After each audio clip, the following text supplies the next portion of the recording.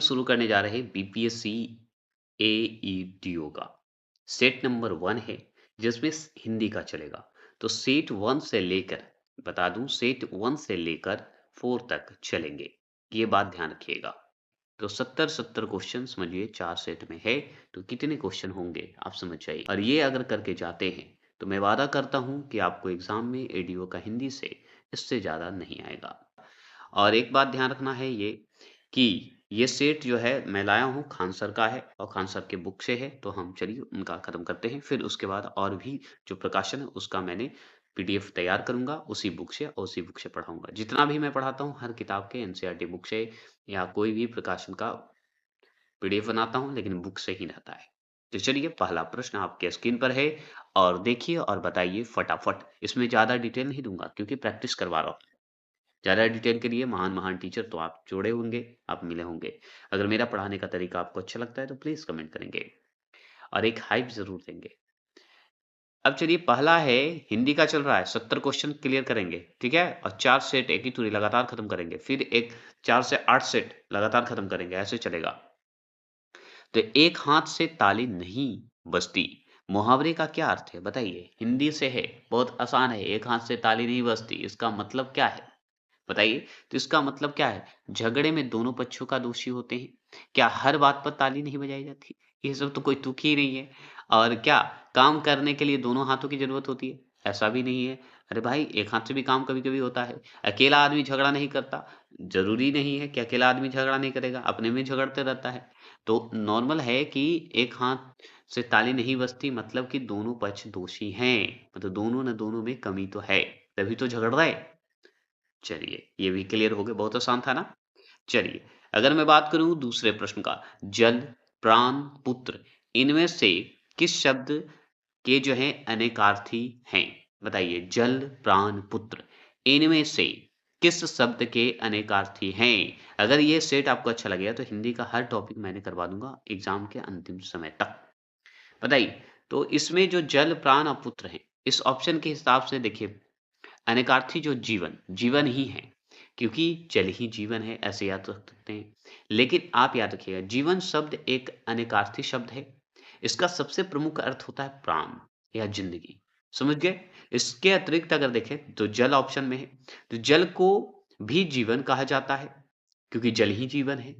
इस प्रकार अगर पुत्र को भी देखें, तो कुल मिलाकर देखा जाए तो जीवन माना ही जाता है। पुत्र क्या है? जीवन ही है। तो लगभग ऑप्शन नंबर सी जो लगाए वो सही लगाए। और डिटेल के लिए मैं स्पेशल हिंदी चला दूंगा, ठीक है? आगे तो ये देखते हैं। तीसरे प्रश्न की बात करते हैं, द्विज का अनेकार्थी क्या है? तो द्विज का अनेकार्थी क्या है? तो अनेकार्थी मतलब इसका जो है द्विज से संबंधित क्या है ना? विपरार्थक शब्द होते हैं, अनेकार्थक शब्द होते हैं, तो वही हम पढ़ रहे हैं। तो बताइए, तो द्विज का मतलब होता है जिसका शाब्दिक अर्थ अगर देखा जाए तो 2 बार जन्म लेने वाला। द्विज मतलब 2 बार जन्म लेने वाला। तो इस आधार पे आपको बताना है, तो इस आधार पर दाँत। दाँत हमारा 2 बार जन्म लेता है, 2020 का सीरीज़ चलता है, तब जाके 32 होता है, आगे चल के, है ना?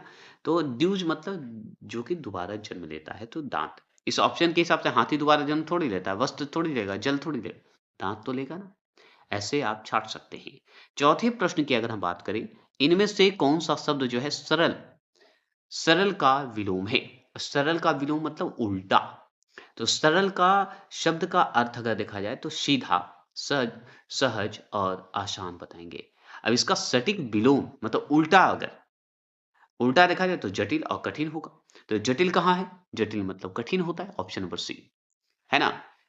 तो सरल का विलोम मतलब विपरीत, जटिल। अगर इसी का अनेकार्थी शब्द पूछता या इसका मतलब आपको और कुछ भी पूछता कि भाई विलोम शब्द नहीं पूछता, तो आप सहज सरल बता देते, सिंपल था। पांचवें प्रश्न की बात करते हैं।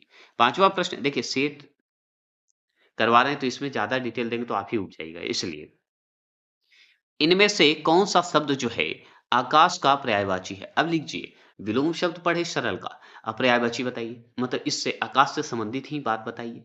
यही है ना पर्यायवाची, मतलब उससे संबंधित।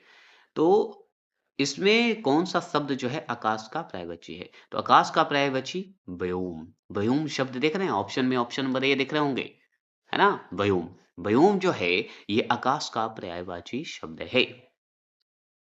और डिटेल मतलब आकाश के अन्य अगर पर्यायवाची शब्द देखें तो आकाश का मतलब होता है नभ, गगन, अंबर, अंतरिक्ष, शून्य, अनंत। आकाश का मतलब यही होता है इसका पर्यायवाची पूछे तो। ठीक है, चलिए और भी होते हैं ऐसे। व्योम ही आकाश का सही पर्यायवाची है। और भी तो अलग चीज है, गगन, अंबर, ये सब तो पर्यायवाची अगर ऑप्शन ना रहे तो लगाया जाता है। अगर बात करूं छठे प्रश्न का, इसमें से शुद्ध शब्द कौन सा है? अब इस चार ऑप्शन में से आपको शुद्ध शब्द बताना है। बता दीजिए शुद्ध शब्द। तो शुद्ध शब्द की अगर हम बात करें तो हम वर्तनी की दृष्टि से, वर्तनी मतलब बातचीत की दृष्टि से देखें या लिखने की दृष्टि से देखें शुद्ध शब्द, तो विद्या वाचस्पति ये शब्द जो है बहुत ही शुद्ध है। तो विद्या वाचस्पति का नाम सुने होंगे, विद्या वाचस्पति वाच वाचस्पति बोलते हैं। देखिए यहाँ पे थोड़ा सा मैं भी उच्चारण में देखिए श लग गया, ये गलत है। तलब्बी श लगेगा, ये आगे तो समझ जाइए। तो इसमें भी तलब्बी श है, इसमें देखिए च होगा। तो वाच वाच सत वाच या देखिए वाचस्पति चस्पति स लग गया। और इसमें देखिए विद्या वाचस, इसमें भी विद्या वाचस्पति। तो वाचस्पति इसमें भी सही है। आपका तो गड़बड़ हो गया।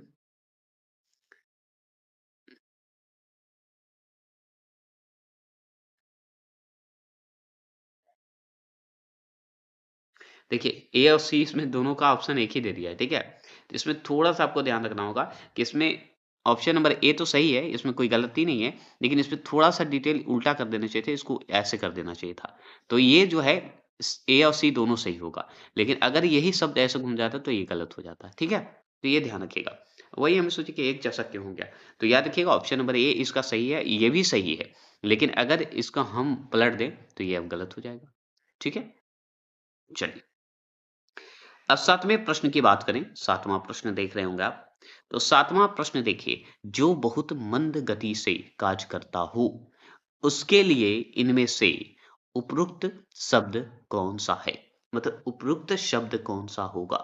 तो जो बहुत मंद गति से कार्य करते हों, इसके या उसके लिए इसमें से जो ऑप्शन है, कौन-सा शब्द जो है सही होगा? बताएँगे? 7वें प्रश्न का बताइए। तो जो बहुत मंद गति से कार्य करते हैं, उनके लिए मंथर, मंथर बोलते हैं, मंथरा बोल दीजिए, मंथर बोल दीजिए। तो मंथर बोलेंगे, ठीक है? मंथर। तो मंथर जो है शब्द होगा सही, जो मंद गति से करते हैं। मंथर का अर्थ पता है क्या होता है? मंथर का मतलब ही होता है धीमी गति वाला या सुस्त व्यक्ति। तो हमारा कछुआ सबसे सुस्त है, इसलिए मंथर भी उसे कहते हैं। अब एक है मंदाक्रांता।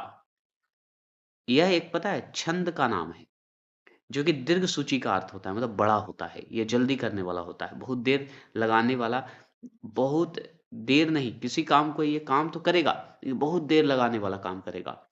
मतलब आलस का सूचक ही है ये भी, मंदा क्रांता, लेकिन ये छंद का है, दीर्घ सूचक है। उस इसी मिलाकर इस 4 ऑप्शन में आपका मंत्रा है। ठीक है? तो मंदाक्रांता, दीर्घ सूचक, सत्वर ये सब जो है स्पीड थोड़े से कर देंगे काम को। यहाँ पे थोड़ा-सा मैंने गलत बता दिया। मतलब मंथर तो सही है, लेकिन ये सब जो है सटीक रूप से बताने वाले शब्द हैं, जल्दी-जल्दी वाले बेचारे हैं। अब हम बात करेंगे 8वें प्रश्न का। 8वें प्रश्न की बात करें, इनमें से पार्थिव शब्द के लिए उपयुक्त वाक्य क्या होगा? तो पार्थिव शब्द जो हैं, इसमें से पार्थिव जो शब्द हैं, इसके लिए उपयुक्त वाक्य क्या होगा बताइए? पार्थिव। तो पार्थिव शब्द की अगर बात करें और इस ऑप्शन के हिसाब से देखें हम लोग ध्यान से देखें, तो क्या होगा ये आप बता सकते हैं तो बताइए? तो पार्थिव शब्द का निर्माण पृथ्वी शब्द में अ प्रत्यय लगाने पर अ, अ प्रत्यय जो लगाया जाता है, उससे हुआ है। तो इसका शाब्दिक अर्थ भी यही होता है कि पृथ्वी के संबंध में रखने वाला। तो पृथ्वी के संबंध में, तो यहाँ पे क्या है, जिसका संबंध पृथ्वी से हो उसे ही पार्थिव कहा जाता है। अपार्थिव में अप्रत्यय लगा होता है, ये भी पूछता है। ठीक है? अपार्थिव मतलब होता है पृथ्वी के निर्माण से संबंधित, पृथ्वी शब्द से संबंधित है। याद रखिएगा। तो जिसका संबंध पृथ्वी से हो उसे पार्थिव ही बोलते हैं। ठीक है। अगर 9वें प्रश्न की बात करें तो मातृहंता, मातृहंता इनमें कौन सा समास है? लीजिए, मातृहंता शब्द आ जाए और इसमें समास पूछे तो कौन सा समास है? तो समास जो है विग्रह, विग्रह कीजिए इसको, माता की हत्या करने वाले को हम बोलते हैं मातृहंता, माता का हंता करने वाला, हत्या करने वाला। तो अब बताइए कि ये कौन सा समास है? बताइए। तो माता को हत्या करने वाला अगर पूछे इसमें तो तत्पुरुष ही होगा ना, क्योंकि तत्पुरुष में उत्तर पद जो है इसका हंता प्रधान है। तो तत्पुरुष में उत्तर पद प्रधान होना इंपॉर्टेंट होता है, तो इसलिए उत्तर पद इसमें प्रधान है, हंता इंपॉर्टेंट है, तो तत्पुरुष हुआ। यही बहुब्रीहि क्या होता बता दीजिए, कमेंट करेंगे प्लीज करिएगा, नहीं तो समास का वेट कीजिएगा समास को जब पढ़ाएंगे तो। 10वें प्रश्न की बात करें, 10वां प्रश्न है आजीवन में कौन सा समास है? बताइए, आजीवन में कौन सा समास है? ये जरूर बताएंगे। तो आजीवन में अगर पूछे समास, तो समास विग्रह अगर करते हैं तो जीवन भर। आजीवन का मतलब जीवन भर। जिस समास का पहला पद पूर्व पद, मतलब पहला पद मतलब पूर्व पद अव्यय है या उपसर्ग हो और वही प्रधान हो, तो उसे हम अव्ययी भाव समास कहते हैं। मतलब आजीवन में आ जो शब्द देख रहे हैं ये अव्ययी समास की बात करेगा, क्योंकि अव्ययी समास में पूर्व पद प्रधान होता है, मतलब पहला पद अव्यय होते हैं, उपसर्ग होता है या अव्यय मतलब पूर्व पद उपसर्ग हो या अव्यय हो और उसी को प्रधान मानते हैं, उसी में अव्ययी समास कहते हैं। ये भी क्या है? अव्ययी समास है। समझ गए? आजीवन, अविवाहित रहना, ये अगर उदाहरण पूछता है तो यही बताएंगे, आजीवन अविवाहित रहना, आजीवन मैं विवाह नहीं करूंगा। इस तरह का अव्ययी भाव समास का उदाहरण है। क्लियर? चलिए, अगर मैं बात करूं 11वें प्रश्न का, 11वां प्रश्न है इसमें से क्या है? धड़ाक, धड़ाक से कौन सा प्रत्यय है? धड़ाक, धड़ाक में कौन सा प्रत्यय है बताइए? तो प्रत्यय वे शब्दांश होते हैं जो किसी शब्द के अंत में जुड़कर उसके अर्थ में परिवर्तन ला देता है। उपसर्ग भी यही है, उपसर्ग पीछे लग जाएगा और प्रत्यय क्या लगेगा? सॉरी, उपसर्ग पहले और प्रत्यय अंत में। उपसर्ग उप से पहले और प्रत से प्रत्यय मतलब अंत में, तो अंत में जुड़ जाएगा ना तो वो परिवर्तन कर देगा। तो धड़ में आक लग गया, क्या लग गया? धड़ाक, है ना, धड़ाक लग गया है ना, जिसमें आक लगेगा तभी ना हो।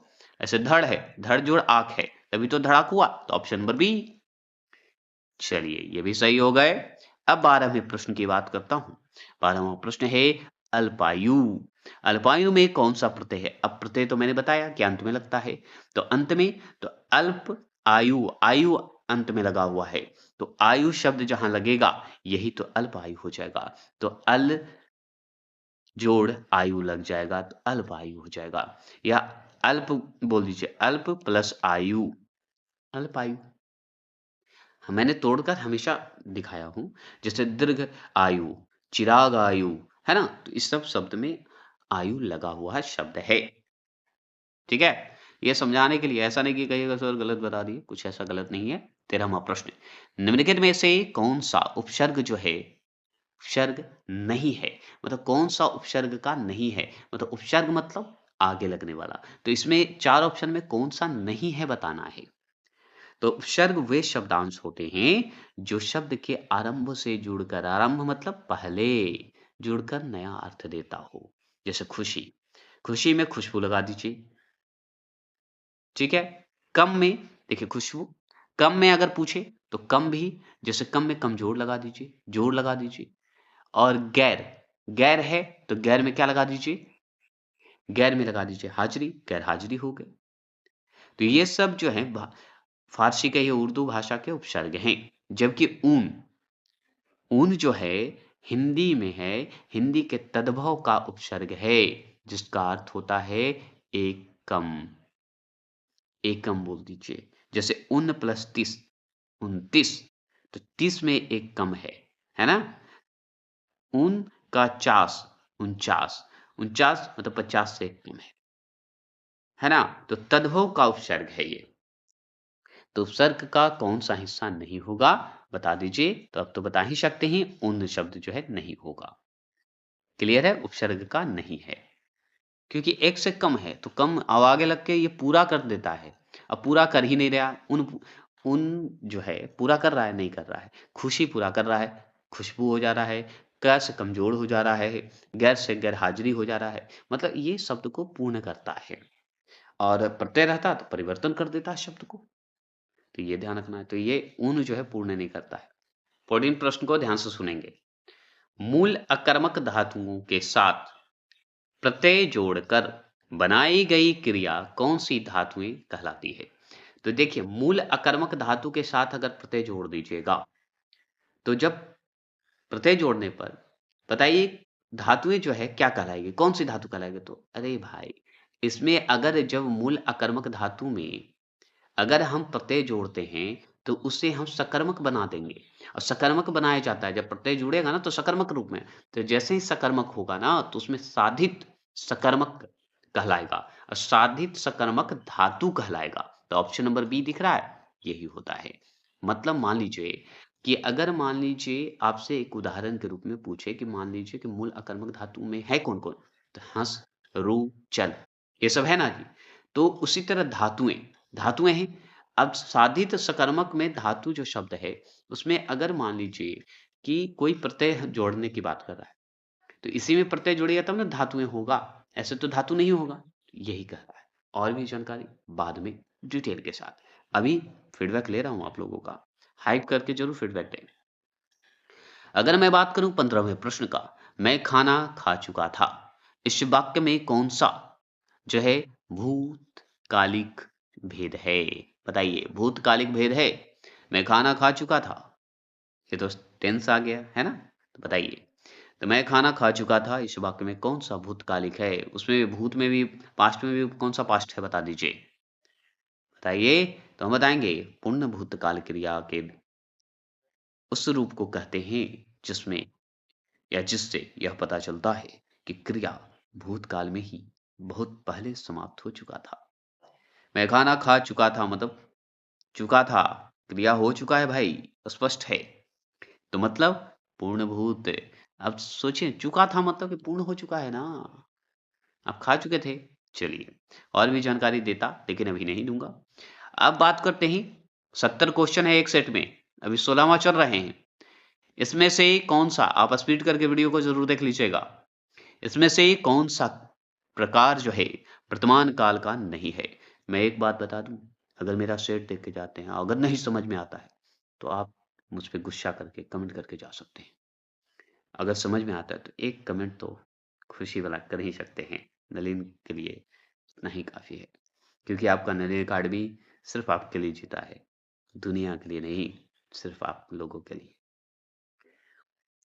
इसमें से कौन सा प्रकार जो है वर्तमान काल का नहीं है? तो वर्तमान काल का नहीं है, बताइए। तो याद रखिएगा, वर्तमान काल के मुख्य भेद समान होते हैं। अब समान वर्तमान होंगे क्या? तो नॉर्मल बात है कि तात्कालिक वर्तमान होंगे। बताइए। तो हम बताएंगे तात्कालिक वर्तमान होंगे। मतलब इनमें से कौन सा प्रकार जो है वर्तमान काल का नहीं है? तो कौन नहीं है? देखिए, अगर बोलते है तो समान वर्तमान लगा देते, नहीं है तो तात्कालिक वर्तमान कोई होता है का? ऐसे भी स्पष्ट आप छाट सकते हैं ना, क्या जरूरत है किसी का।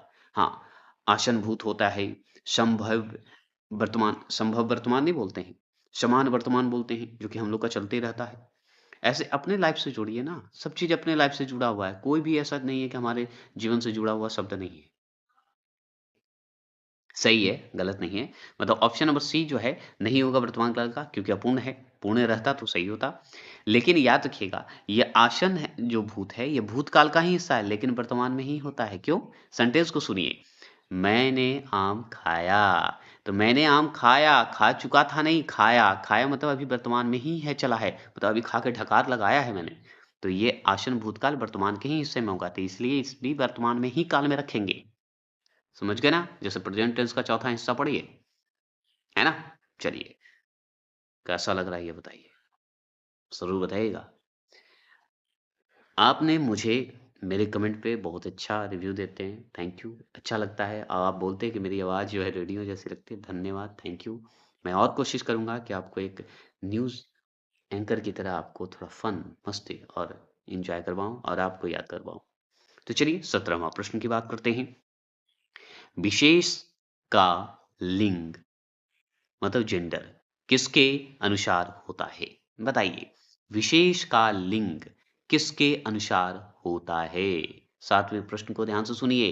हिंदी व्याकरण में विशेषण का नाम सुने होंगे। विशेषण में ही विशेष शब्द सुन रहे हैं। का लिंग और वचन हमेशा उस संज्ञा या वर्तमान मतलब विशेष्य विशेष्य जो होते हैं सर्वनाम के अनुसार होता है, जिसकी वह विशेषता बताता है। यदि विशेष्य पुल्लिंग है तो विशेषण भी पुल्लिंग ही होगा, मतलब पुल्लिंग के ही रूप में होगा। यदि विशेष स्त्रीलिंग है तो विशेषण भी स्त्रीलिंग रूप में ही होगा। जैसे अच्छा लड़का अगर पुल्लिंग विशेष है मतलब विशेषण के रूप में है तो अच्छी लड़की ही होगा। समझ गए? अच्छा विशेषण लड़का और लड़की के अनुसार बदल जाएगा, याद रखिएगा। तो अब बताइए इसमें विशेषण का लिंग किसके अनुसार होता है? तो ये विशेष्य के अनुसार होगा, क्योंकि इसी के अनुसार तो लिंग भी बदल जाएंगे, है ना? तो ये ध्यान रखना होगा, समझे? अब देखिए सेट नंबर 1 ही चल रहा है, इसलिए मैंने सेट नंबर यहाँ पे दिखा दिया कि भाई उसी बुक से पढ़ा रहा हूँ, टेंशन नहीं लेना। आप खान सर का बुक ले लीजिएगा। मैं आपको टेलीग्राम पे सेंड कर दूंगा इस बुक को, और मैं ये अपने जो लिंक है उसमें हम लिंक दे देंगे डिस्क्रिप्शन में। इस बुक का आप खरीद सकते हैं। आदरणीय व्यक्तियों के लिए हमेशा किस वचन का प्रयोग होता है? आदरणीय जो व्यक्ति होते हैं उनके लिए हमेशा किस वचन का प्रयोग होगा? बताएंगे किस वचन का प्रयोग करिएगा? तो हम बताएंगे कि हिंदी में आदर या सम्मान प्रकट करने के लिए व्यक्ति चाहे एक ही क्यों ना हो, उसके लिए हमेशा बहुवचन का ही प्रयोग किया जाता है। समझ गए? मतलब आदर जो होते हैं या आदार्थ बहुवचन कहलाते हैं। ठीक है, आदर दे रहे हैं तो बहुवचन में ही कहलाएगा ना। उदाहरण के लिए अगर देखा जाए, आप तो आंसर दीजिए। वो इसका आंसर मैंने नहीं दिखाया, सॉरी। इसका आंसर देखिए, 18वां प्रश्न का आंसर बहुवचन। यहाँ पे तो सही हो गया, बहुवचन होंगे, इसमें सोचना ही नहीं भी। चलिए और डिटेल बाद में देंगे। जैसे पिताजी जो हैं ये सम्मान रूप से देते हैं, एक व्यक्ति है लेकिन आदर के भाव है, तो आदर का भाव मतलब बहुवचन में होगा। क्लियर? और चलिए 19वां प्रश्न बताइए, इसमें से सर्वनाम शब्द का कौन सा है? तो इसमें या इनमें से सर्वनाम शब्द कौन सा है? तो इनमें या इसमें सर्वनाम शब्द आपको बताना है कौन सा होगा। पहले पता है इनमें बोले या इसमें बोले, मुझे उससे फर्क नहीं पड़ता। शब्द शब्द को देखिए कि आपको एग्जामिनर कंफ्यूज करने से कोई फर्क नहीं पड़ता। पड़ता यहाँ है कि शब्द आप क्या देख रहे हैं। तो सर्वनाम शब्द देख रहे हैं, कौन सा है बताइए। अंत हमेशा सही पढ़ना है, ध्यान रखिएगा। तो सर्वनाम शब्द वे शब्द होते हैं जो संज्ञा के स्थान पर प्रयुक्त होते हैं। याद रखिएगा, दिए गए विकल्प में अगर देखा जाए नींद, रोग और सफाई भाववाचक संज्ञा है ना? तो आपको नींद कहाँ है? नींद तो दिख नहीं रहा है, सफाई तो दिख रहा है। तो ये सब जो है हमारा क्या है? अब इसमें ऑप्शन नंबर कौन, कौन क्या है? कौन जो है सर्वनाम शब्द है। गोद, ठीक है, गोद हो गया, तत्व हो गए, सफाई हो गए, नींद आना, ये सब जो है भाववाचक संज्ञा के रूप में है। लेकिन कौन एक प्रश्न शब्द है, और प्रश्नवाचक शब्द सर्वनाम ही होता है, क्योंकि संज्ञा के स्थान पर प्रयुक्त होते हैं। कौन, कैसे, कहाँ, है ना? इस तरह जिसका प्रयोग हम किसी व्यक्ति या वस्तु के बारे में प्रश्न पूछने के लिए करते हैं, और ये सर्वनाम ही है। ठीक है, कौन किसी व्यक्ति के स्थान पर प्रयुक्त हुआ तो समझ जाइए ये सर्वनाम हो गए, है ना? चलिए, मतलब मान लीजिए कोई व्यक्ति के बारे में हम पूछना है तो कौन वो व्यक्ति है, ऐसे शब्द बोलते हैं ना, तो ये सर्वनाम का एक निशानी है। चलिए और भी जानकारी बाद में डिटेल, अभी तो उतना ही दूंगा जितना आपको आवश्यकता अभी इस सेट में है। इनमें से कौन सी भाववाचक संज्ञा क्रिया से नहीं बनी है? भाववाचक संज्ञा क्रिया से नहीं बनी है, बहुत अच्छा सवाल है, ध्यान से सुनिएगा 20वां प्रश्न। भाववाचक संज्ञा किसी भाव, गुण, दशा आदि का बोध कराती है। भाववाचक संज्ञा कराती है ना जी। यहाँ पढ़ाई, मतलब पढ़ने क्रिया से है, लड़ाई लड़ने की क्रिया से है, और कमाई कमाने की क्रिया से है। तो क्रिया शब्द से बनी भाववाचक संज्ञा है। जबकि भलाई, भलाई जो ऑप्शन नंबर सी देख रहे हैं, ये ध्यान रखिएगा, भलाई, भलाई जो है वो ध्यान रखना है, भाववाचक संज्ञा है, लेकिन क्रिया से संबंधित नहीं है। क्रिया से निर्मित कैसे होगा भलाई करना? क्या पता कौन सा क्रिया है भलाई करना भाई? भलाई अपने इच्छा से करते हैं, अपने भाव से करते हैं बस। इससे कोई फायदा हो रहा है? नहीं होता है। फायदा क्या होता है? मन को संतुष्टि होता है, तो वो क्रिया तो है नहीं। चलिए, तो ये अपना अपना सोच और किताब के अनुसार मैंने अपना विचार इसमें बताया है। ये मत समझिएगा भाव में तो खराब चीज़ है, भाव बहुत ही अच्छा चीज़ है। अगर भाव नहीं है तो एक दूसरे से जुड़ेंगे कैसे? भाव नहीं है तो हम आपसे जुड़ेंगे कैसे? है ना? भाव अपनी जगह पे सही है, लेकिन क्रिया से संबंधित नहीं है। ठीक है? चलिए, 20वां प्रश्न की बात करते हैं। ठीक है, 20 भी हो गए, 21वां प्रश्न की बात करते हैं। 21वां प्रश्न क्या है कि इसमें से घोटक शब्द क्या है? घोटक शब्द को सुनते ही आपके दिमाग में आना चाहिए कि ये सर्वनाम शब्द होंगे और क्या होंगे, क्योंकि जो संज्ञा के स्थान पर प्रयुक्त होता है। क्या ये बात सत्य है? गलत, एकदम गलत है। क्यों? क्योंकि इसका कोई मतलब ही नहीं है। ऑप्शन में कुछ है क्या सर्वनाम? नहीं है। ये तो कंफ्यूज करने के लिए बकवास कर देता। लेकिन घोटक जो शब्द है वो न तद्भव है न देशज है तो तत्सम है। ऑप्शन नंबर सी, 21 का आंसर का जवाब तत्सम शब्द लगाइएगा, सही होगा। क्योंकि तत्सम शब्द वे होते हैं जो संस्कृत भाषा से बिना किसी परिवर्तन के हिंदी में ले लिए गए हैं। घोटक, घोटक शब्द का मतलब होता है घोड़ा, तो ये जान लीजिए। इसका तद्भव रूप अगर देखा जाए तभी घोड़ा है। अगर घोड़ा शब्द होता तब तद्भव लगाते, लेकिन घोटक ये हमारा संस्कृत है, संस्कृत मतलब तत्सम। ठीक है, क्लियर। आगे चले, 22वां प्रश्न की बात करेंगे। 22वां प्रश्न है, हिंदी शब्दकोश में छ, छत्र गया वाला छ का क्रम जो है किस वर्ण के बाद आता है? अब हिंदी शब्दकोश आप पढ़े होंगे, तो हिंदी शब्दकोश में छ जो आता है ये संयुक्ताक्षर है, जिसमें क जो है क में हलंत मतलब आधा क लगता है, हलंत, और श के मेल से बनता है। कौन सा स? तलव्य श वाला। मतलब ये दंती श नहीं, दंती श इसे क्या है, तलव्य श या क्या, मूर्धन्य श, सॉरी हम भी भुला जाता, मूर्धन्य श, मूर्धन्य श मिल जाता है तभी छ होता है। समझ गए? तो इसमें क जो है आपका लगा हुआ है, और अगर मान लीजिए ये मूर्धन्य श भी आता तो भी सही होता। ठीक है, तो क भी हलंत के साथ प्लस मूर्धन्य श लग जाए तो छ हो जाता है। इससे ज्यादा अभी बाद में बताएंगे।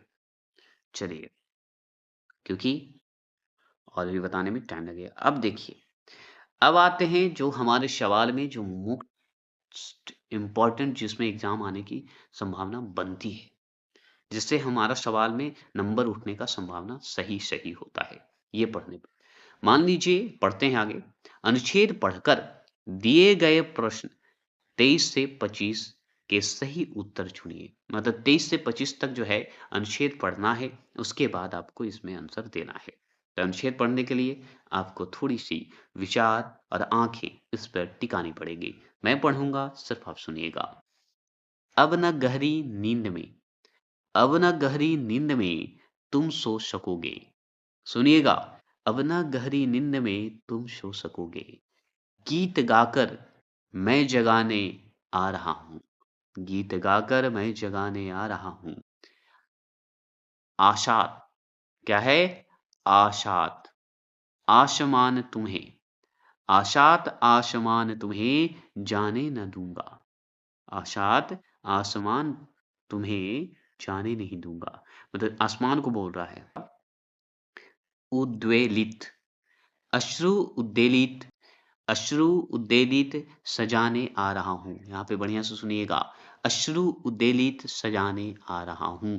कल्पना में आज तक झूलते रहे तुम, तो साधना से सिहर कर सुलाने आ रहा हूँ। ये पंक्ति बहुत इंपॉर्टेंट है, भावुक भी है, समझने की बात है। अगर सुने हैं तो आपको दिखेगा, नंबर आएगा। तो सुनिए, अब इसका हम पढ़ते हैं। 23वां प्रश्न को देखिए। उपरोक्त काव्यांश में गहरी नींद से सोने का क्या अर्थ है? बता दीजिए। तो गहरी नींद से सोने का मतलब कि हम खूब अच्छे से सोएँगे। हुँ? यहाँ गहरी नींद से सोने का क्या है पता है? कि अपने जीवन, समाज और कर्तव्यों के प्रति अज्ञानता और उदासीन है, उदासीनता में डूबे रहना। समझ गए? मतलब डूबे रहना मतलब बेखबर। तो कवि कहते हैं, अब न गहरी नींद में तुम सो सकोगे, गीत गाकर मैं जगाने आ रहा हूँ। इसका आशय है कि मैं तुम्हें तुम्हारी अज्ञानता और वास्तविकता से बेखबर रहने की स्थिति से बाहर निकालने आ रहा हूँ। मतलब नींद से सोने का अर्थ होता है क्या? बता दीजिए? तो बेखबर होना। भाई तुम बेखबर हो, हम जगाने आ रहे हैं, समझा? ये कहने का मतलब है। चलिए 24 क्वेश्चन नंबर को ध्यान से देखेंगे और खत्म करेंगे। तो पोएम पे आधारित है, ये तो हम जानते हैं। तो 24 क्वेश्चन नंबर है कि उपरोक्त वाक्यांश के अनुसार कवि लोग जो हैं, कवि लोगों को कहाँ नहीं जाने देंगे। मतलब कवि लोग जो हैं कहाँ नहीं जाने देंगे, ये बात बोलता है के अनुसार देखना है। तो बोलते हैं कि भाई बेखबर तुम सोया है, जगाने तो मैं आ रहा हूँ। तो तुम्हें कहाँ नहीं जाने दूंगा? अतल गहराई में नहीं जाने दूंगा। समझ गए? कविता के अनुसार यही है कि अतल गहराई में नहीं जाने दूंगा, बेखबर सोने नहीं दूंगा, अतल गहराई में जाने नहीं दूंगा। चलिए 25 क्वेश्चन नंबर को ध्यान से सुनिए। 25 क्वेश्चन नंबर है कि उपरोक्त काव्यांश जो हैं, काव्यांश के कवि किस तरह के व्यक्तियों को संबोधित कर रहा है? तो किस तरह के व्यक्ति को संबोधित कर रहा है, बता सकते हैं? तो ये व्यक्ति जो कर रहे हैं, ये कहना चाह रहे हैं कि जीवन जो है काल्पनिक नहीं जिया जा सकता। वास्तविक जीवन से जिए, काल्पनिक दुनिया में मत रहिए। मतलब ऑप्शन नंबर डी, जो जीवन की कठोरता वास्तविकता से बेखबर है, उसे मुझे जगाना है। यही कहना चाहते हैं कि संबोधित कर रहे हैं कि भाई जीवन की कठोरता वास्तविकता से जो दूर है ना, जो सिर्फ कल्पना में है, वो मत रहिए, वापस आइए कल्पना से दूर। समझ गए? यही कहना चाहते हैं। अगर 26 क्वेश्चन नंबर की बात करें कि उपविराम का चिन्ह इनमें से कौन सा है? तो उपविराम का चिन्ह जो है इनमें से कौन सा है? उपविराम बताइए। तो उपविराम की अगर बात करूं ना, तो हम बताएंगे कॉलम। कॉलम की बात करेंगे, ठीक है? Column, option number A, column की बात करेंगे। ठीक है? तो उपविराम जो होता है ना, दोनों बिंदु ऊपर और नीचे दोनों बिंदु को उपविराम कहा जाता है। और भी चिन्ह की बात करेंगे लेकिन अभी नहीं करेंगे, ठीक है? याद रखिएगा। और भी बात करेंगे, जैसे सिर्फ विराम कौन सा होता है, तो विराम को ऐसे बताते हैं, लेकिन नहीं बताऊंगा अभी, क्योंकि अभी हमको समय नहीं है, सेट मरवा रहा हूँ। 27 क्वेश्चन नंबर है वाच्य। वाच्य जो है कितने प्रकार के होते हैं? तो वाच्य मतलब 27 का आंसर का जवाब दीजिए। तो वाच्य क्रिया कहा जाता है। तो क्रिया का ही रूपांतरित है वाच्य, है ना? तो वाच्य जो होता है वो 3 प्रकार का होता है। कौन-कौन होता है? तो कर्तव्य वाच्य कहिए, कर्म वाच्य कहिए और भाव वाच्य कहिएगा। जीवन को उठाइए और लाइफ को जीना सीखिए, भाव से समझिए। बस हिंदी भी उसी तरह है। समझ गए? कोई भी सेट छूटेगा नहीं। मैं भी कहता हूँ, यही कहूँगा कि आप अपना समझिए क्वेश्चन को, आपको क्वेश्चन अपना समझेगा। ये नलिन अकाडमी बोलता है और सच बोलता है। विश्वास नहीं तो आप मंथन करके देखिए, फ़ील के साथ पढ़िए। किसी को आप जब मानते हैं तो वो भी आपको मानता है। उसी तरह क्वेश्चन को आप मानिएगा तभी तो क्वेश्चन आपका साथ देगा। चलिए 28वां प्रश्न है, बाहरी आवाज को थोड़ा इग्नोर करेंगे। 28वां प्रश्न है, सौर शेरनी अपभ्रंश से विकसित भाषाओं का सही क्रम क्या है? बताइए। सौर श्रेणी, सौर श्रेणी अपभ्रंश से विकसित भाषाओं का सही क्रम क्या है? बताइए। तो सही क्रम आपसे पूछ रहा है, बताएंगे? तो सही क्रम की अगर बात करें तो ये याद रखिएगा, सौर शेरनी अपभ्रंश जो होते हैं वो मध्यकालीन आर्य भाषा का एक रूप था। समझ गए? और जिससे कई आधुनिक भारतीय भाषाओं का विकास हुआ है। इससे मुख्य रूप से अगर देखें तो पश्चिमी हिंदी, राजस्थानी, गुजराती भाषा ये सब विकसित हुए हैं। अब पंजाब का विकास जो हुआ है ना, वो पैशाची अपभ्रंश से हुआ है। तो याद रखिएगा कि हमारा जो पश्चिमी जो भाषा है, पश्चिमी हिंदी जो है, जैसे राजस्थान आ गया तो राजस्थानी भाषा है, सौर सैनी अपभ्रंश। गुजराती आपका आ जाता है, बता दीजिए, बताइए। तो ऑप्शन नंबर सी ही दिखेगा, दो ही दिखेगा। पूछिए कैसे? क्योंकि राजस्थानी और गुजराती ही भाषा जो है सौर सेनी अपभ्रंश है, नहीं तो पश्चिमी जो हिंदी भाषा है वो भी आता है, लेकिन इसमें पंजाबी भी भाषा है और ये अपभ्रंश भाषा ही है, लेकिन पैसाची पैसाची भाषा है, पैसाची। तो ये सब ध्यान रखना होगा। बंगाली तो बंगाली भाई अलग है, ठीक है, याद रखना है। चलिए, उसमें भी अलग अलग बनाया हुआ है। 29 क्वेश्चन नंबर को ध्यान से सुनिए। इनमें कौन सी बोली बोली जो है, कौन सी बोली उदासीन आकार आकार बहुला है? बताइए, बहुला है, बताएंगे? तो इनमें से कौन सी बोली जो है उदासीन आकार बहुला है? 29 का सवाल दीजिए, बताएंगे? तो बघेली नाम का सुने होंगे, है ना? जैसे अवधि हो गया, बघेली हो गया। तो यहाँ पे अगर अवधि रहता तब अवधि भी आंसर होता, लेकिन अवधि तो दिया नहीं, तो option number B Bagheli, Bagheli है। तो उदासीन आकार बहुला जो है बोली जो जाती है, ये बघेली भाषा है, अवधि भाषा है, जिसमें आ का इस्तेमाल किया जाता है। ठीक है, चलिए अवधि भाषा सुनिएगा तो आपको समझ में आ जाएगा। अवधि सुने होंगे, अवधि फेमस है ना, यूपी चले जाइए। चलिए और भी बात करें, 30वां प्रश्न है, इनमें से किस भाषा की मुख्य बोली विष्णुपुरिया है? अब सोचिए, विष्णुपुरिया भाषा है, तो इसमें से विष्णुपुरी, विष्णु कहाँ है, जगन्नाथ जी कहाँ है? उड़ीसा में। तो क्या वही आंसर होगा? नहीं, विष्णुपुरिया जो है भाषा वो मणिपुरी है, जिसे विष्णुपुरिया मणिपुरी भी कहा जाता है। यह एक इंडो आर्यन भाषा है, समझ गए?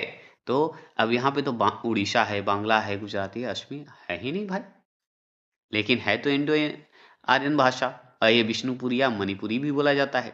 तो और भी कई देश में तो बोले जाते होंगे, कई जगह पे कहाँ बोले जाते हैं, हमारे भारत में ही बहुत जगह पे बोले जाते हैं। असम में, त्रिपुरा में, मणिपुर में। तो असम तो ऑप्शन में है ना, असमी, तो ये असमी हो जाएगा। असमी नहीं होता तो त्रिपुरा आंसर होता, त्रिपुरा नहीं होता तो मणिपुर होता, यही ऑप्शन होते। और ऐसे बांग्लादेश में भी बोला जाता है, ये ध्यान रखिएगा। और म्यांमार, ये सब चीज में बोला जाता है, बांग्लादेश, म्यांमार, इस सब देश में भी बोला जाता है। ठीक है, चलिए 31 क्वेश्चन नंबर है कि कृष्णा शोभती को साहित्य अकादमी पुरस्कार उनकी किस कृति पर दिया गया था? मतलब क्या लिखे थे जिसपे इनको कृष्णा शोभती जी को साहित्य अकादमी पुरस्कार मिला था और कब मिला था? ये इंपॉर्टेंट है। तो ये हिंदी के प्रख्यात लेखिकी हैं, ये हम समझ गए। अब हिंदी पढ़ ही रहे तो हिंदी का ही होंगी।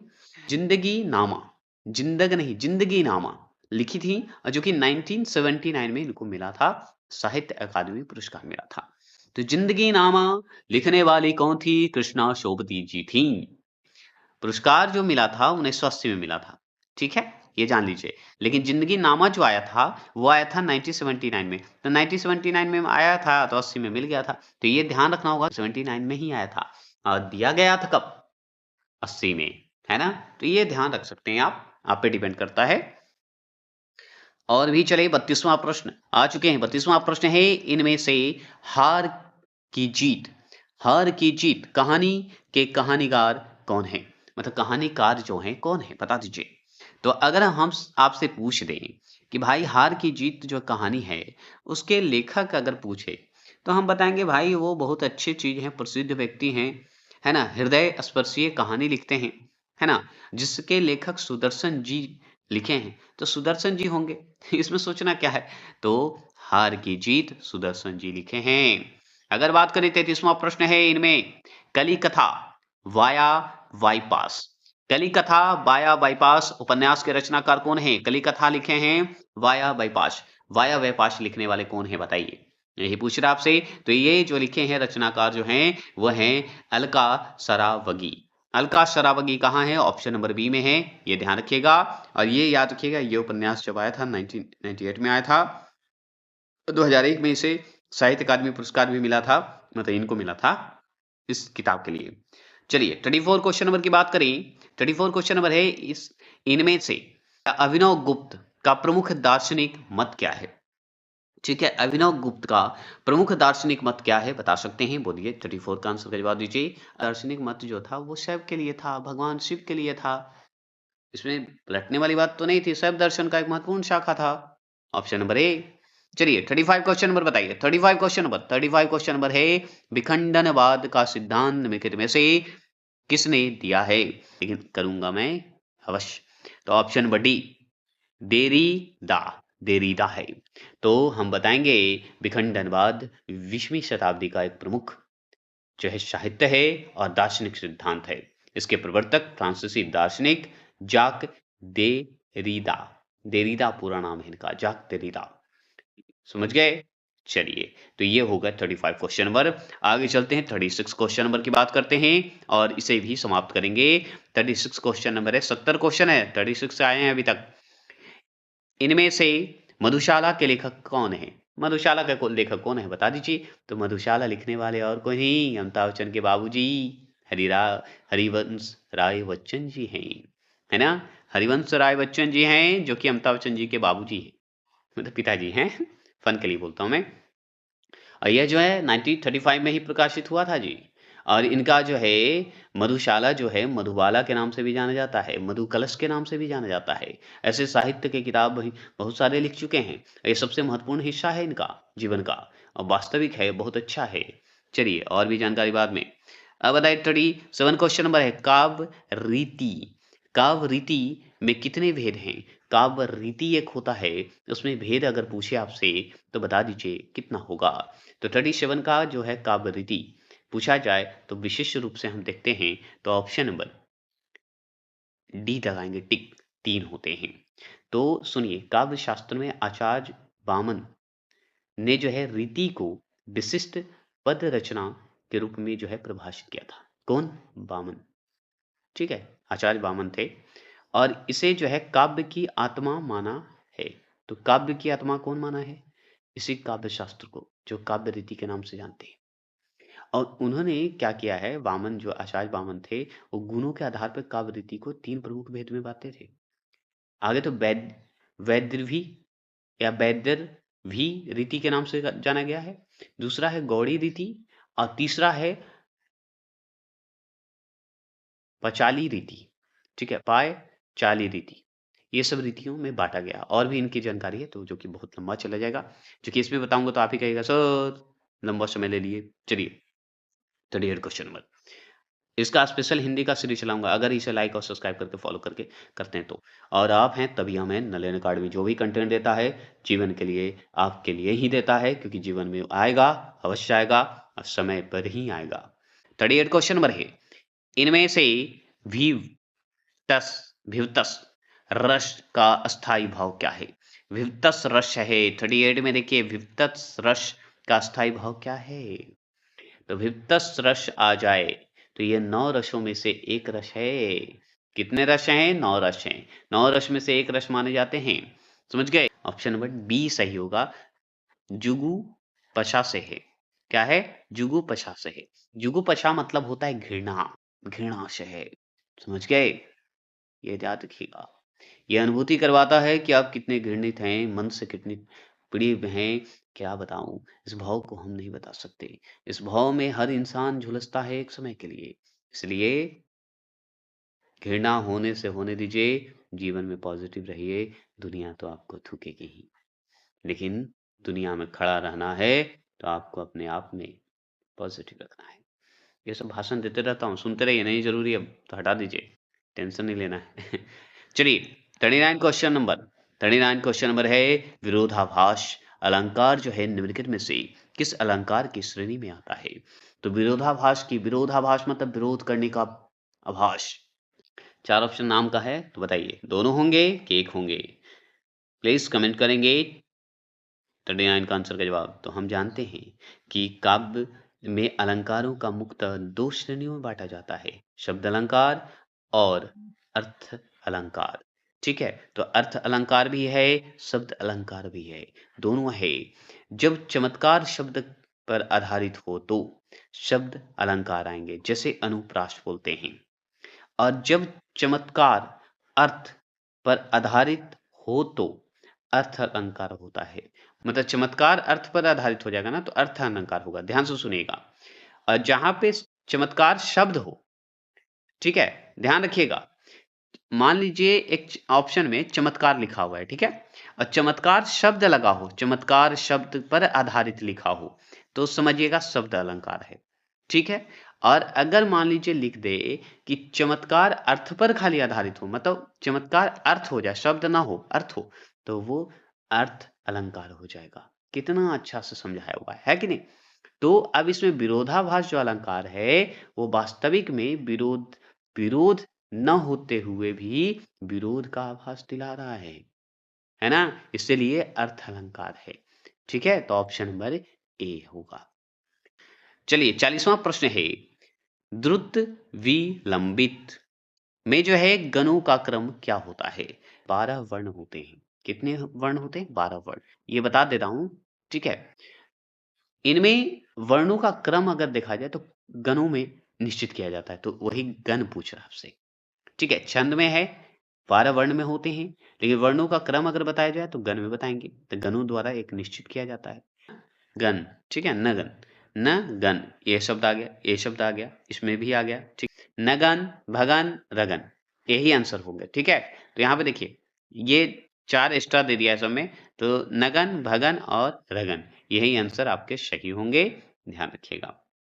और हो सकता है तो डबल दे दिया है तो दिक्कत नहीं है, डबल भी दे सकता है, तो ध्यान रखना होगा कि नगन, भगन, भगन, रगन, ये आंसर सही है। ऑप्शन नंबर ये सही नहीं है, क्योंकि देखिए ये भी क्लियर कर देता हूँ, नहीं तो कहिएगा सर गलत कर दिए। जैसे मान लीजिए भगन भगन है तो भगन भगन साथ में होगा, तब रगन होगा, ऐसा नहीं भगन रगन भगन ऐसा नहीं होगा, तो ये गलत है। यही बताया जा रहा है आपका गणों के बारे में। और भी जानकारी हम देंगे, अवश्य देंगे। अगर आप इसका फीडबैक अच्छे देते हैं, आपको समझा पा रहा हूं, तो बताइएगा। 41 प्रश्न है, भाववाचक संज्ञा है, तो भाववाचक संज्ञा क्या है बताइए? तो भाववाचक संज्ञा वह संज्ञा होते हैं जिससे किसी गुण, अवस्था या दशा का बोध होता है। उदाहरण स्वरूप अगर देखें यौवन, बुढ़ापा आदि शब्द जो है भाववाचक संज्ञा है, ये तो हम जानते हैं। तो यौवन और बुढ़ापा ये सब हमारा भाववाचक संज्ञा है। अरविंद, अरविंद तो नहीं है, लेकिन एक से दो, मतलब बी और सी तो सही है, तो उपरोक्त में से एक से अधिक हो सकता है ना, क्योंकि एक से अधिक तो है ही, यौवन और बुढ़ापा, है ना? यौवन, बुढ़ापा, ये सब तो शब्द हैं। चलिए 42 क्वेश्चन नंबर 42 है, यह घर मेरा है और वह तुम्हारा। रेखांकित शब्द बताना है, जो जिसमें रेखा है, रेखा लगा हुआ है, मतलब घर में रेखा लगा हुआ है। तो ये घर जो है क्या है? संज्ञा है, सर्वनामी जो है सर्वनामिक विशेषण है, मतलब सर्वनाम विशेषण है या प्रिविशेषण है, बता सकते हैं। प्रविशेषण बता दीजिए या सर्वनाम बता दीजिए, प्लीज कमेंट करिएगा। तो घर एक जाति वाचक संज्ञा है, मतलब संज्ञा है, इसमें सोचना ही नहीं। घर जातिवाचक संज्ञा, घर है, मेरा घर है, तुम्हारा घर है, किसी का है, घर ही तो घर है, नाम ही है ना। चलिए 43 क्वेश्चन नंबर, निम्नलिखित में से कौन सा उत्तम पुरुष सर्वनाम है? तो कौन सा ऐसा है जो उत्तम पुरुष है? समझ गए? तो कौन सा है जो उत्तम पुरुष सर्वनाम है? तो सर्वनाम जो होते हैं वो होते हैं वक्ता को दर्शाता है। क्या दर्शाता है? वक्ता को। मैं का उपयोग वक्ता स्वयं के लिए करता है। मैं बोलते हैं ना, मैं बिहारी शब्द में हम बोलते हैं, तो हम भी एक पावर है और मैं भी एक पावर है, याद रखिएगा। हम स्वयं के लिए इस्तेमाल करते हैं, इसलिए बता रहा हूँ। ऐसे हम तो हम लोग होते हैं, मैं। समझ गए? Option number C. तो उत्तम पुरुष सबसे पहले कौन होगा? मैं। कैसे बोलेंगे? मैं हूं ना, मैं हूं तो शब है, क्योंकि आगे सबसे पहले मैं शब्द आता है उत्तम पुरुष में। तो ये सोचिए कि अगर आपने जीवन में अपना महत्व अगर नहीं दीजिएगा, तो जीवन में कोई भी आपके महत्व को नहीं समझेगा। ये सबसे बड़ा कड़वा सच है। इसलिए अपने आप को पहचानिए, अपने आप को जानिए और स्वयं का सबसे पहले आदर कीजिए। तभी तो, क्योंकि स्वयं को खुश रखिएगा तभी अगल-बगल इंसान को भी आप स्वयं खुश रख सकते हैं। तो आगे अपनी पहचान बनाइए, तब दुनिया की पहचान की चिंता करिए। चलिए, ये सब भाषण इसलिए दे रहा हूँ क्योंकि मोटिवेट हुई है, और क्या। सीरियस नहीं लीजिएगा, क्योंकि मैं कभी-कभी मोटिवेट करता हूँ, कभी-कभी उस फन को भूल जाइए, मस्ती कीजिए।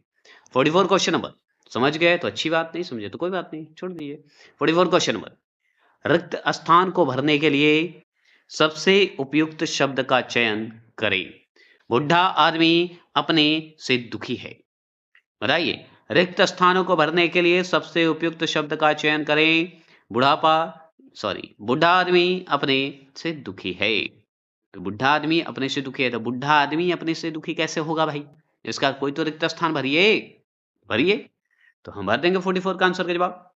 बुढ़ा आदमी अपने बुढ़ापे से दुखी है, बुढ़ापा पर नहीं। क्लियर? बाहर का आवाज थोड़ा आनंद लीजिए, शादी ब्याह का चल रहा है तो बाहर रूम में भी आवाज आ जाते हैं कभी-कभी। चलिए, मैं 1 लीटर दूध पीता हूँ। मैं 1 लीटर दूध पीता हूँ, ये बताइए विशेषण शब्द है। तो मैं 1 लीटर दूध पीता हूँ, विशेषण शब्द बताइए। समझ गए? तो मैं 1 लीटर दूध पीता हूँ का आंसर होगा 1 लीटर। ये बहुत इंपॉर्टेंट है क्योंकि विशेषण क्या है? 1 लीटर। अच्छा, 46 का बताइए तो 46 का आंसर का जवाब दीजिए। 46 है उत प्लस ज्वल की संधि जो है बताइए बना शब्द है। तो उत प्लस ज्वल, ज्वल जो है उज्ज्वल होगा। इसमें सोचना ही क्या है? उज्ज्वल किसी का नाम भी हो सकता है। उज्ज्वल का अर्थ ऐसे बताइए क्या होता है? संधि विच्छेद तो आप जोड़ दिए। अच्छा 47 का आंसर का जवाब दीजिए। जितेंद्रिय शब्द का सही संधि विच्छेद होगा। तो जितेंद्रिय शब्द का सही संधि विच्छेद होगा, क्या होगा बताइए? तो हम बताएंगे कि जितेंद्रिय का सही संधि विच्छेद जो है जित्त प्लस इंद्रियां है। ठीक है, जित्त प्लस इंद्रियां है। तो जित्त प्लस इंद्रियां कहाँ है? ऑप्शन नंबर ए में दिख रहा है ना, यही आंसर आपका सही है। पॉकेट मार शब्द जो है कौन सा समास है? पॉकेट मार शब्द अगर आपसे आ जाए तो क्या मतलब क्या जवाब दीजिएगा पॉकेट मार का?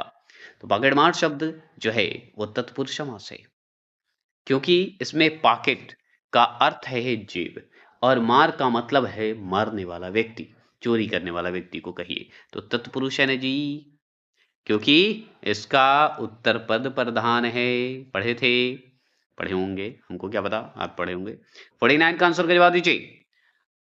अजन्म शब्द का समास बताइए। अजन्म, आजन्म ऐसे बोलते हैं। आजन्म शब्द का अर्थ बताएंगे तो इसका शब्द ही होता है जहां पे आ शब्द लग गए, अव्ययी भाव आ गए। क्योंकि जिस समास में पहला पद अव्यय हो या उपसर्ग हो वही प्रधान होता है। तो आजन्म में आ पद प्रधान है ना, समझ गए? तो अव्ययी भाव होंगे। ये भी क्लियर। अगर मान लीजिए 50वां प्रश्न आपसे पूछे कि जो दूसरों का उपकार माने, जो दूसरों का उपकार मानता हो वो कृतज्ञ कहलाता है। समझ गए? तो दूसरे का उपकार को हमेशा मानिए, उपकार माने वो कृतज्ञ कहलाता है।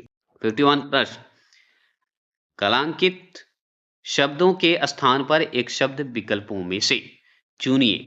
ऊपर कही गई बात याद रखने योग्य है। ऊपरी कही गई बात याद रखने योग्य है, हम मान गए। तो बताइए कौन सा आंसर सही होगा? 51 का आंसर का जवाब दीजिए। तो उपरोक्त शब्द में दो शब्द जो है ऊपरी प्लस उक्त शब्द के मेल से बना है। ऊपरी ऊपर की ओर तथा उक्त मतलब कहा हुआ, मतलब कथित रूप से अगर देखें तो, ठीक है, मतलब पूर्व लिखित। तो ऊपरी, तो इसमें बताइए उपरोक्त आपका सही आंसर होगा क्योंकि इसी का तो है। ऊपरी जो है एक तरह से उपरोक्त का ही न है, टूटा हुआ हिस्सा, ऐसे याद रखिएगा। 52 शुद्ध वर्तनी बताना है। तो सम्राज सही है, श्राप है कि पैतृक, क्या सही है बता दीजिए। तो हम बताएंगे भाई 52 का आंसर का जवाब अगर हमसे पूछे तो हम बताएंगे कि शुद्ध वर्तनी में पैतृक, पैतृक शब्द जो है ये सही है। और पैतृक मतलब पिता का जो संपत्ति है उसे पैतृक कहते हैं। इस पॉइंट ऑफ व्यू से भी समझ सकते हैं। 53 क्वेश्चन, निम्नलिखित में से वर्तनी का दृष्टि से अगर देखें, वर्तनी मतलब शब्द के दृष्टि से, बोलने की दृष्टि से देखें, अशुद्ध शब्द कौन सा है? अशुद्ध, वर्तनी रूप से ध्यान रखिए। तो अशुद्ध शब्द अगर आपसे पूछ रहा है ना तो आपको यही बताना है कि भाई वर्तनी के दृष्टि से अगर हम देखें अशुद्ध शब्द तो हम बताएंगे निवृत्त। निवृत्त जो है शुद्ध शब्द है ना? तो निवृत्ति जो है गलत है, निवृत्त होगा, निवृत्ति नहीं होगा। और निवृत्ति अगर होगा तो देखिए निवृत्ति ऐसे होगा, नहीं कि ऐसे वाला ती होगा। मतलब ई और हर्षिकार दीर्घिकार को ध्यान रखना होगा। 54 क्वेश्चन नंबर, निम्नलिखित विकल्पों में से एक सही विकल्प जो जिसे हम शुद्ध वाक्य बोलते हैं को छाटिए। तो शुद्ध वाक्य को छाटना है तो हम बताएंगे शुद्ध वाक्य का चुनाव जो है वो भाषा की संयोजन, शैली, व्याकरण और अर्थ के अनुसार करना होता है। समझ गए? ये तो बात जान गए ना? तो ऑप्शन नंबर सी, यहाँ ईमानदार और उदार लोगों का रहते हुए कहना है, ये ध्यान रखना है। 55 क्वेश्चन नंबर है, मैं अपनी बात का स्पष्टीकरण के लिए तैयार हूँ। उक्त वाक्य का शुद्ध रूप क्या है? मतलब मैं अपनी बात का स्पष्टीकरण के लिए तैयार हूँ। ये बात बताइए कौन सा वाक्य जो है शुद्ध रूप से होंगे? 55 प्रश्न का जवाब दीजिए। तो 55वां प्रश्न का आंसर का जवाब ऑप्शन नंबर आप देख सकते हैं सी होगा।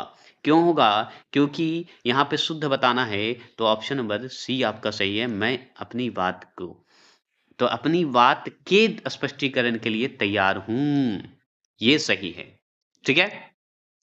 चलिए 56 क्वेश्चन नंबर है कि पयोधी शब्द जो है निम्न में किसका पर्यायवाची है?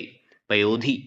तो पयोधी शब्द आ जाए तो हम बताएंगे कि ये जो है जल की या जल को धारण करने वाले को बोलते हैं, जो समुद्र के लिए प्रयुक्त होता है। पयोधी।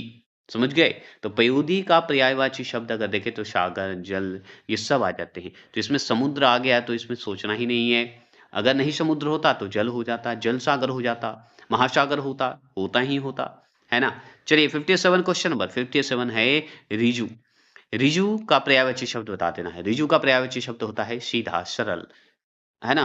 अकुटिल, कुटिल न होके अकुटिल, ईमानदार, बेचारा को बता दीजिए। तो इसमें सारा सही है। कुटिल, कुटिलता ये गलत है, सरल होगा, ये ऑप्शन नंबर बी सही होगा। चलिए सज्जन, 58 क्वेश्चन नंबर, सज्जन का विपरार्थी शब्द मतलब उल्टा शब्द, सज्जन का उल्टा शब्द बताना है। तो दुर्जन होगा, सज्जन, दुर्जन ऐसे बोल दीजिए। और सज्जन का विपरार्थी शब्द पूछे दुर्जन, तो दुर्जन कहाँ है? Option number D. चापलूस नहीं कहिए, चापलूस तो अच्छा हो जाएगा ना फिर। चलिए, अगर मान लीजिए 59 क्वेश्चन नंबर है, विलोम शब्द में कौन सा युग्म सही है? विलोम बताना है, मतलब इसका उल्टा बताइए विलोम शब्द का। तो 59 का आंसर का जवाब दीजिए विलोम शब्द का। तो हम बताएंगे कि शकल का अर्थ है संपूर्ण या पूरा, जबकि विकल का अर्थ है अधूरा या खंडित। ठीक है? तो बताइए इसमें ऑप्शन नंबर सी, शकल का विकल नहीं होगा। 60वां प्रश्न क्या है कि निम्नलिखित मुहावरों का अर्थ विकल्पों से छाटिए। बड़ी सावधानी से काम करना। तो बड़ी सावधानी से काम करना, ये आपको अर्थ के हिसाब से छाट देना है। इस 4 ऑप्शन में बताना है कि कौन सा आंसर सही होगा। तो इस मुहावरे में अगर देखें, फुक फुक कर कदम रखना, यही हुआ ना बड़ी सावधानी से काम करना, मतलब फुक फुक कर कदम रखना। यदि आर्थिक स्थिति ठीक ना हो तो ठीक बात नहीं। तो यह यदि आर्थिक स्थिति ठीक ना हो तो ठीक बात नहीं, ये बताइए क्या होगा? इसमें घमंड कभी नहीं आएगा, किसी को नहीं। ऑप्शन नंबर सी, चादर से बाहर पैर पसारना, यही गड़बड़ बात है। यही तो है, औकात से ज्यादा नहीं होना चाहिए, ज्यादा मतलब पैर नहीं फैलाना चाहिए। 62 क्वेश्चन नंबर, कविता की परख निबंध के लेखक हैं। कविता, देखिए बहुत लोग शब्द को, औकात शब्द को बहुत ही अलग ढंग से लेते हैं। मैं औकात शब्द को अपने ढंग से लेता हूँ। क्यों लेता हूँ पता है? क्योंकि हम अपना औकात बोलता रहूँगा ना तो कितना भी मेरे पास धन आ जाए या कहीं से भी हो जाए, लेकिन मेरा शब्दों का औकात ही मेरा पावर है। ये मेरा मेरा अपना मानना है कि मुझे औकात, अगर कोई बोलता है तो हाँ औकात नहीं है भाई, धन औकात नहीं है, एक दिन मिट्टी में मिल जाएगा। मेरा औकात मेरा शब्द है, शब्द मेरे साथ जाएगा, है ना? तो ये ध्यान रखिएगा। कविता की परख निबंध के लेखक हैं। तो कविता के परख जो हैं, लिखने वाले कौन हैं? निबंध है, और इसके लेखक कौन है बताइए? 62 का आंसर का जवाब दीजिए। तो option number D, Ramchandra Shukla ji हैं। रामचंद्र शुक्ल जी लिखे हैं, आचार्य शुक्ल हिंदी में लिखे हैं। 63 क्वेश्चन नंबर की बात करते हैं। 63 है, इनमें से कौन सा शब्द तद्भव है? तद्भव मतलब हिंदी वाला शब्द है, तत्सम मतलब संस्कृत वाला शब्द। तो तद्भव बता रहा है, मतलब हिंदी को ये जिसमें संस्कृत है तो उसे हटा दीजिए। मृत्यु, दंत, ये सब तो है क्या? है ना? ये सब संस्कृत है। तत्सम है, संस्कृत शब्द है। तो कंधा, सिर्फ कंधा है ना? ये तद्भव है। चलिए 64 क्वेश्चन नंबर 64 है, हिमालय से अनेक नदियां निकलती है। इस वाक्य में किस कारक के जो है परसर्ग का प्रयोग हुआ है? परसर्ग का प्रयोग हुआ है। मतलब हिमालय से अनेक नदियां निकलती है। इस वाक्य से जो शब्द निकल रहा है वो किस कारक से संबंधित है? अपर्दन से, किससे? तो देखिए यहाँ पे हिमालय से मतलब अपर्दन से, कर्ता ने कर्म को, ये सब पढ़े होंगे ना, पढ़े होंगे, कारक पढ़े होंगे, तो से लग गया तो अपर्दन से। ठीक है, और भी इसकी जानकारी अगर हम विशेष लेंगे तो बहुत आगे चलेंगे बाद में। अब देखिए कृत्य कृत्यवाच्य, ठीक है, कृत्यवाच्य या कृत्यवाच्य बोलिए, ठीक है, कृत्यवाच्य से संबंधित है। 3 वाच्य है ना जी, जिसमें कृत्यवाच्य पहला है तो पहला। बताइए इसमें से इस आधार पे एक ऑप्शन बताना है, बताइए। तो 65 का आंसर का जवाब क्या दीजिएगा? तो हम बताएँगे भाई इसका मतलब होता है कि कर्ता प्रमुख होता है, प्रमुख है करना, काज हमारे लिए बहुत इम्पोर्टेंट है, तो वही काज कर रहा होता है। तो ऑप्शन नंबर लड़का पढ़ रहा है तो ये काज है, करता है, करता नहीं, पढ़ेगा नहीं तो क्या करेगा? कोई देगा मदद? नहीं करेगा। चलिए 66 क्वेश्चन नंबर है, वह चला होगा। यह वाक्य जो है किस काल से संबंधित है? वह चला होगा। होगा मतलब फ्यूचर से है ना जी? फ्यूचर से है, लेकिन फ्यूचर से है तो कौन से फ्यूचर है? भविष्य है, भूत है, वर्तमान है, क्या है ना? तो हम बताएँगे 66 का आंसर का जवाब देंगे कि संदिग्ध भूत है। मतलब ये दोनों है, वह चला होगा मतलब भविष्य भी बता रहा है, लेकिन चला होगा, कन्फर्म नहीं कि चल वे किया होगा। तो संदिग्ध वर्तमान में ही इसको रखेंगे, सॉरी संदिग्ध भूत में रखेंगे ना जी। चला होगा, कन्फर्म नहीं है कि चला है, तो भूते में ना अनुमान लगा दिया, लेकिन भविष्य भी बता दिए क्वेश्चन में। निम्नलिखित उपसर्गों द्वारा एक-एक शब्द बनाइए, सही कूट का मिलान कीजिए। तो बताइए निम्नलिखित उपसर्गों द्वारा एक-एक शब्द बनाइए, सही कूट का मिलान कीजिए। 67 का आंसर का जवाब दीजिए। तो हम बताएँगे अन्न, अन्न जो है ये बहुत इम्पोर्टेंट है क्योंकि तो अन, वन ये हो गए। और मिलान कीजिए, तो बी का 1 तो हो गया जी, बी का 1 कहाँ है? यहाँ है, ऑप्शन नंबर सी, यहाँ पे भी है, डी में भी है, चलिए ये भी ठीक है। और बता दीजिए ज़रा, क्या जानते हैं? तो जैसे में आ है, तो आ का अर्थ में आना लिख दीजिए, मतलब अर्थ आना, आना, आ से आना, कन है आना, आना तो है नहीं। अब बताइए आदान हो जाएगा, तो सी का हो जाएगा। तो अब बताइए 67 का क्या होगा? 3, तो यही तो होगा आंसर। है ना? अप माने अपमान। चलिए, चलिए 68 क्वेश्चन हमारे इनमें से किस शब्द में कोई उपसर्ग नहीं है? तो इस शब्द में कोई कोई उपसर्ग नहीं है ये पूछ रहा है। उपसर्ग तो है, लेकिन कौन नहीं है इसमें? तो देखिए बेकार, बेखबर और बेगुनाह। शब्द में वे उपग्रह मतलब उपसर्ग है, सॉरी उपग्रह नहीं उपसर्ग है। लेकिन बेलदार ये में नहीं है। तो बेलदार कहाँ है? ये बेलदार नाम है जी।